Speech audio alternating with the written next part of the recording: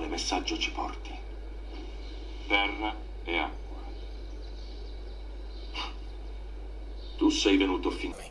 Bisogna avere il coraggio, come Piglia lo ha spiegato molto bene, di far vedere che i soldi arrivano davvero, che la concretezza paga e contemporaneamente di uscire dalla cultura della lamentela e provare a fare le cose. Mi sta già fregando. Vabbè, dai, facciamo che siamo in parallelo. Mettiamo che siamo in parallelo, che va bene così. Diciamo che abbiamo subito avuto l'opportunità di collaborare. Governo Renzi, abbiamo cominciato a collaborare, siccome siamo in un percorso parallelo.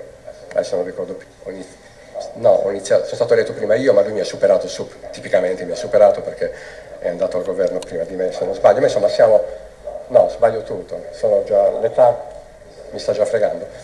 Vabbè, dai, facciamo che siamo in parallelo, mettiamo che siamo in parallelo, che va bene così. Diciamo che abbiamo subito avuto l'opportunità di collaborare.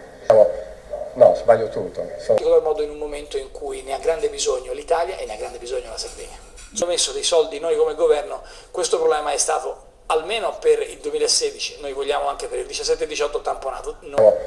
No, sbaglio tutto, sono già, l'età mi sta già fregando. Vabbè, dai, facciamo che siamo in parallelo, mettiamo che siamo in parallelo, che va bene così. Diciamo che abbiamo subito avuto l'opportunità di collaborare. In cui ne ha grande bisogno l'Italia. Dunque, quale messaggio ci porti? Terra e acqua. Tu sei venuto per terra e acqua. È meglio camminare.